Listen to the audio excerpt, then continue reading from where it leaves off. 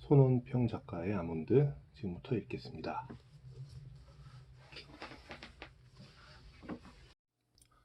손원평 작가의 첫 번째 장편소설 아몬드입니다. 손원평 작가는 이 소설로 2016년 제10회 창비 청소년 문학상을 수상하였습니다.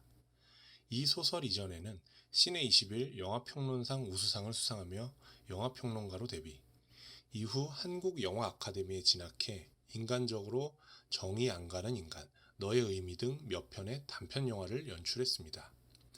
작가는 인터뷰에서 내가 읽고 싶은 소설을 쓰는 작가가 되고 싶다며 이 책을 통해 당신의 공감이 과연 진짜인지 묻고 있습니다. 실제로 작가는 아이를 가졌고 그렇게 갓 태어난 아이를 돌보며 어떤 아이가 될지, 어떻게 키우게 될지 떠올리며 썼다고 합니다. 이 소설은 그런 고민의 끝에 타인을 너무 쉽게 재단하지 않았으면 하는, 그리고 아이들이 쉽게 정의되지 않기를 바라는 마음을 표현했습니다. 소설 아몬드는 한 살인사건과 그를 바라보는 한 소년의 시점으로 시작됩니다. 작은 아몬드만한 뇌 부분이 발달하지 않은 알렉시티미아라는 진단을 받은 그 소년은 그런 특별함으로 인해 감정을 느끼지 못하고 표현하지 못하는 사람이라는 것을 알게 됩니다. 아버지 또한 기억도 나지 않을 만큼 어릴 때 잃은 아이, 윤재는 불행할 것이 확실해 보이는 상황에도 사랑 가득한 엄마와 할머니로 인해 작은 헌책방 집에서 따뜻하고 행복한 사랑 가운데 성장합니다.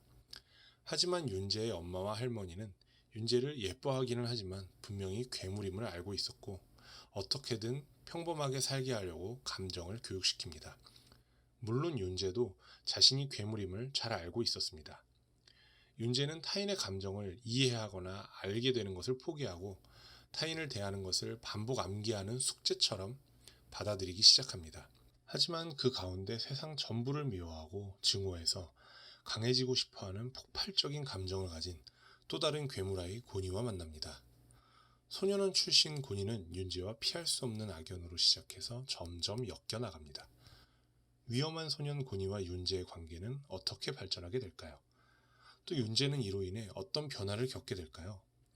청소년 소설답게 놀랍게 화려하고 과감하게 쓰여지는 이야기들은 언뜻 보면 가벼워 보이기도 합니다. 하지만 윤재와 고니의 절절하게 솔직한 표현들은 감정을 뻔히 느끼지만 그럼에도 불구하고 솔직하게 표현하지는 못하는 우리 어른들에게 주는 울림이 있는 것 같습니다. 영화 감독이자 연출가였던 작가의 이력처럼 많은 장면이 머릿속에서 그려지고 냄새마저 느껴집니다.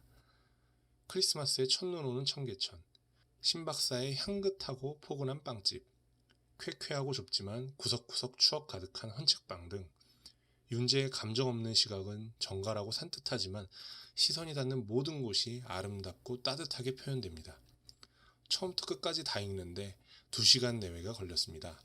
영화 보는 기분으로 가볍게 시작할 수는 있지만 금세 몰입이 되고 깊숙하고 충분히 가슴에 남는 이야기들이 오랫도록 이리저리 살펴보게 합니다. 저는 손원평 장편소설 아몬드 충분히 만족할 수 있었습니다. 예측할 수 없는 학원물의 특징도 가지며 어찌 보면 히어로 영화 같은 작품이기도 했습니다. 정말 재밌게 볼 수 있었습니다.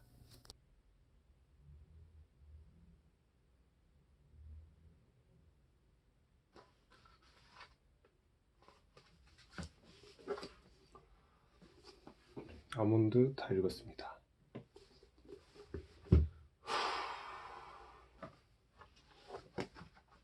잘 봤습니다.